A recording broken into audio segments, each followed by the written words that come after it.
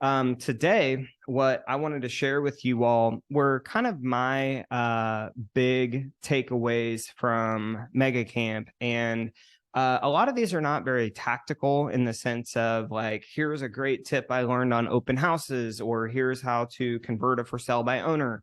What this is more or less from is the last section, which was with Phil Jones, who is the author of a few books. One is Knowing Exactly What to Say in Real Estate. And then I think he has another book that's just titled Know Exactly What to Say, something of that effect. But I really enjoyed his presentation because it was all about language and questions and, how do we open people up to our ideas?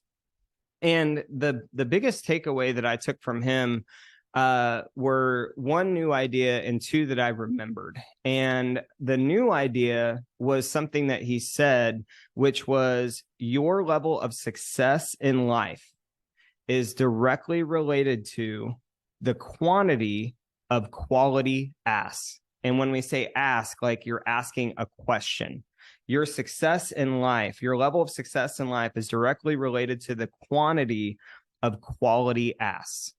And I think what he's actually getting at there is each and every one of us have challenges. We have blind spots. We have obstacles to overcome. There are things that we intend to learn, both personally and professionally.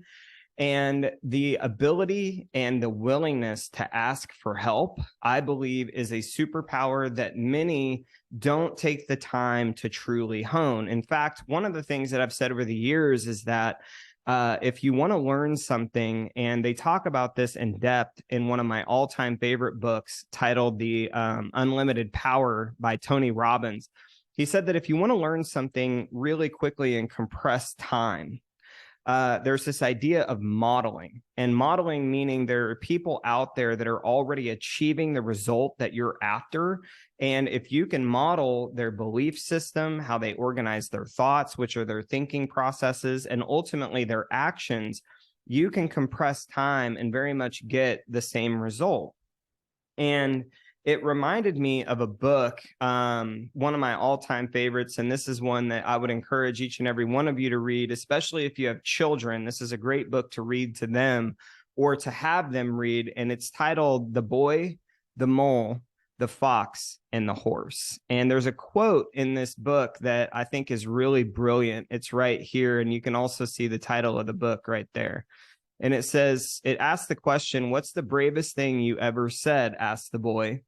Help, said the coach. And here's the quote that I really love, and I want each and every one of you to take away. Asking for help isn't giving up, said the horse. It's refusing to give up. And so the question that I have for each and every one of you is this right here. Where in your life or your business are you not asking for help, and you know that you should be? And I've always believed in a very simple philosophy: go to the best first. And if you want to know like how to truly compress time, how to really learn as quickly as possible, take a page out of Gary's book. One of Gary's superpowers is his willingness to interviewing people that are achieving the results that he wants to teach. I mean, that's how the Millionaire Real Estate Agent book was written. He didn't come up with all of that stuff. It was through a series of masterminds and interviews, and they continue to do it today. And so another question that you could spin off of this, once you've kind of identified where you need to be asking for help and aren't, is who should I be interviewing and I'm not?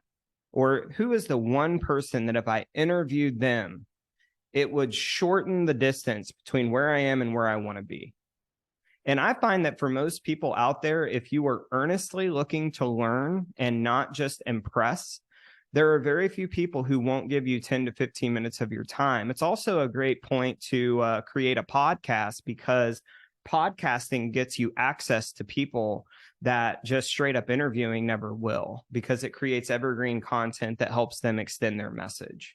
But this was the first kind of lesson that I wanted each and every one of you to get today. And it came from this idea that the level of success that you'll achieve in your life is directly related to the quantity and quality of the questions that you ask. And who is it that you should be asking for help? The second one actually came from this idea, this conversation that I remember that Gary had with somebody, and I've brought this all up to you before, but it's worth mentioning again.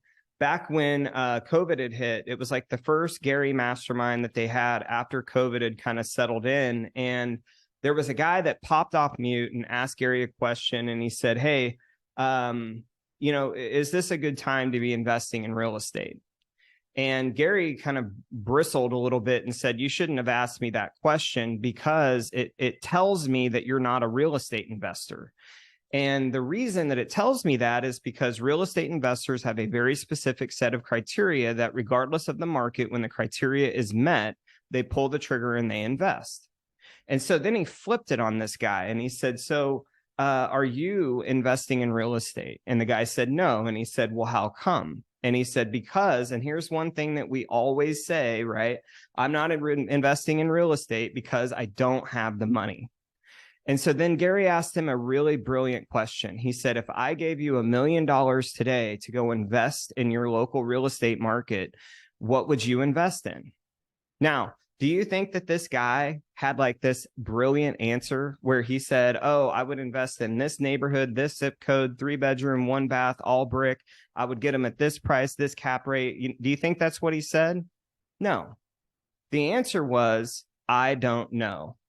And then Gary said something that absolutely just changed the way that I think about resources. He said, "Your problem isn't that you don't have the money. It's that you don't know what you would do if you did have it."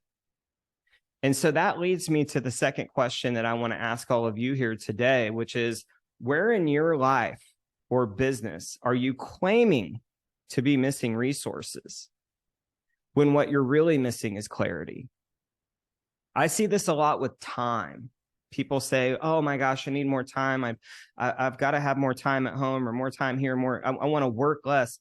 And the question is, well, the challenge you have isn't that you don't have time. It's that you don't know what you would do with it if you did have it. Or I see this a lot in the whole, like, here's what I want to get out of. I don't want to do this anymore in the business. And that's great to identify and clarify what it is that you don't want to do anymore. That's awesome. But it's not just about what you're getting out of. The question is, what is it that you're getting into? And so I would ask each and every one of you, as you listen to your own language patterns, the story that you tell to yourself is the voice of your beliefs. Where is it that you consistently claim to be missing resources?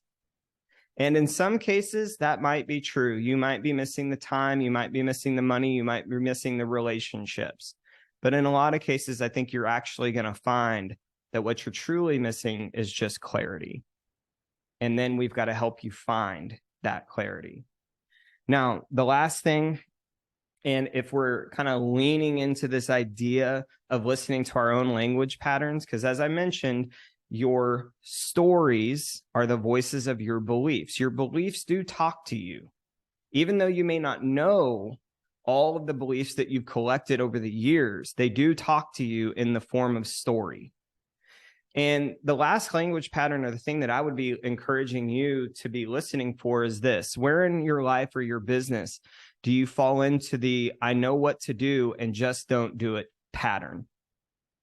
Where do you in your life or your business fall into the "I know what to do and just don't do it" pattern?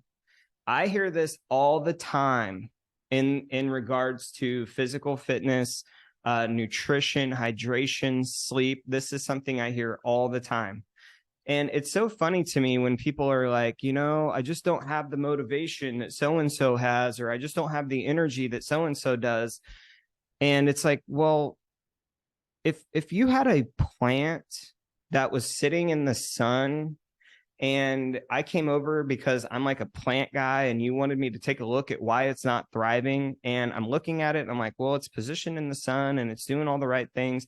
But then you like show me how you water it, and you water it by dumping Coca-Cola in it, or you dump a glass of wine in it or a beer in it. I'm instantly going to know that's why this plant isn't motivated to live at its highest and best. It's because of what you're feeding it. And it's a constant reminder to me that whenever somebody lacks motivation, oftentimes it has nothing to do with their mindset. It's not psychological, it's biological. It's all the crap that you're putting into your system. It's just like when we get back from mega camp or family reunion and people are like, I caught the killer crud. No, you didn't. You had 3 days of drinking like a fool, eating like you're out of control, and not sleeping. And then you wonder why you come back and get sick. And so I don't want to get on this high horse about it, but it's just shocking to me the number of people who don't understand why they lack motivation, and they eat like shit all day. They don't drink enough water, and they don't sleep enough. If you're looking to produce the golden egg, then you have to take care of the golden goose. And so, yeah, Shaw's the guy you guys should all be paying attention to. I don't know if you see this dude on Facebook, but my God, he puts my dad bod to shame. But if you're putting Coca-Cola in a plant, don't wonder why it's not thriving to grow. And you're the same way. So there are my 3 questions, ahas, things that I got from Mega Camp. Next week on Monday Morning Mojo, I am going to be asking a few of you who regularly attend Monday Morning Mojo to come next week and share some of your ahas, because I do want there to be some tactical things that we take away. So for those of you that were at Mega Camp this year, just know that this week I'm going to be asking you to synthesize that, and next week is going to be kind of a panel style for Monday Morning Mojo, where we'll share some very tactical takeaways. But for this week, I would encourage you all to be looking at these questions, asking and answering them. And if you're struggling with any of them, please bring them up on our coaching calls. Thank you all for being here. Make it a great week. Bye-bye.